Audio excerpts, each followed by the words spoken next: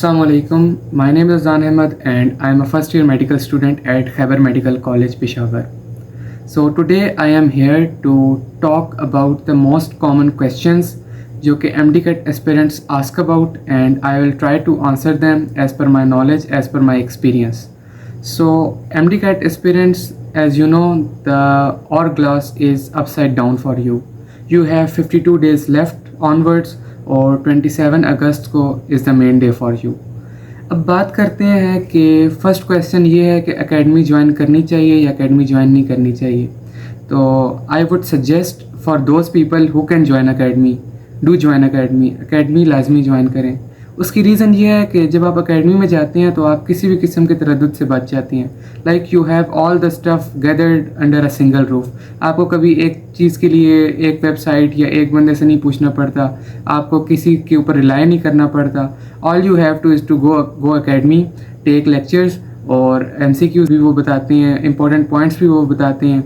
उसके अलावा पास पेपर से भी वो चीज़ें बताते हैं. तो आपको एक रेडीमेड चीज़ मिल जाती है, आपको इतनी स्ट्रगल नहीं करनी पड़ती, आपको बहुत ज़्यादा चीज़ों को ढूंढना नहीं पड़ता. You get all the thing in a single plate.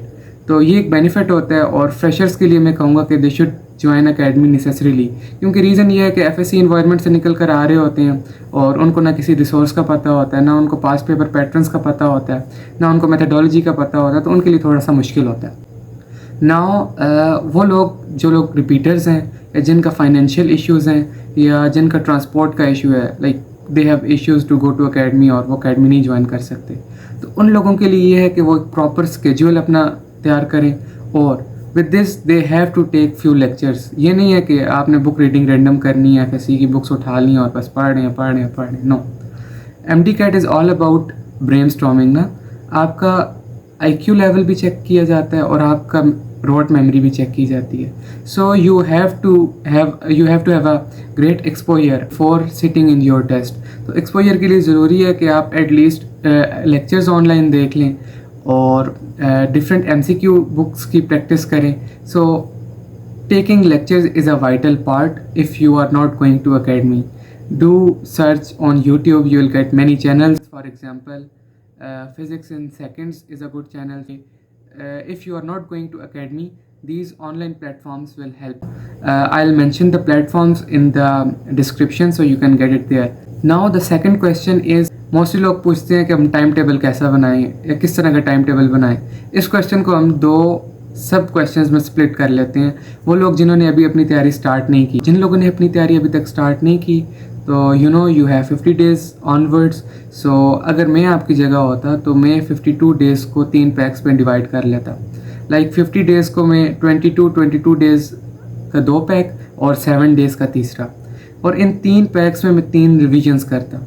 अगर फर्स्ट रिवीजन जो होती मेरी, that would be more conceptual, जो कि मेरे कॉन्सेप्ट स्ट्रॉन्ग करने के लिए होती. मैं ज़्यादा से ज़्यादा लेक्चर्स देखता इस रिवीजन में और थोड़ी थोड़ी MCQ प्रैक्टिस भी करता.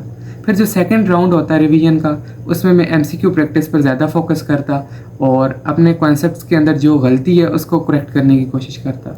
और जो लास्ट 7 डेज़ होते उसमें मैं सारी चीज़ों को सम अप करके दोबारा से एक तीसरी दफ़ा revision they. That would be my strategy अगर मैं आपकी जगह होता. सेकंड, वो लोग जिन लोगों ने अपना काम, अपना प्रिपरेशन पहले से स्टार्ट कर ली थी, they have to revise as much maximum as they can. जितनी ज़्यादा रिवीजन हो सके करें, like 10 times 20 times, as much as you can. There isn't any particular limit for the revision कि बस इस लिमिट तक रिवीजन करनी है और फिर रिलैक्स हो जाना है. No, try to give revisions as much as you can. फिर उसके बाद थर्ड क्वेश्चन, जो कि I think most important question है, that's about the motivation. Mostly people are asking कि we need motivation and we are unable to do so, और they break in between their schedule. So it's totally fine. अगर आपने अपना एक schedule बनाया और schedule के दौरान आप एक दिन जो एक दिन का काम है उसको नहीं कर सक रहे, एंड यू फील कि अब आप पूरे अपने स्केड्यूल से पीछे रह गए हैं, so don't need to get worried about it. It's okay, it's totally fine. इस तरह होता है, मेरे साथ भी हुआ था. जो भी प्रिपेयर कर रहा होता है उसके साथ होता है. No one is perfect. और अगर आप परफेक्टली कर भी लें तो डजेंट मीन कि you will perform best in the test. So if you lack, do not give up और उसी वक्त उसी सेकंड रीस्टार्ट करें. I remember कि I was in academy and there was a teacher and he used to say कि कुछ लोग जो होते हैं वो बढ़ रहे होते हैं और अचानक से they think कि हमने ये काम भी नहीं किया, ये काम भी नहीं किया, and ultimately अब वो कहते हैं चलो कल करेंगे and then they just go to sleep and leave the work. Don't do this because you have a very short time. जो चीज़ रह जाती है okay it's fine, अभी नहीं हुई तो ultimately कुछ टाइम में हो जाएगी. The point is कि रुकना नहीं है. There is no time for you to stop.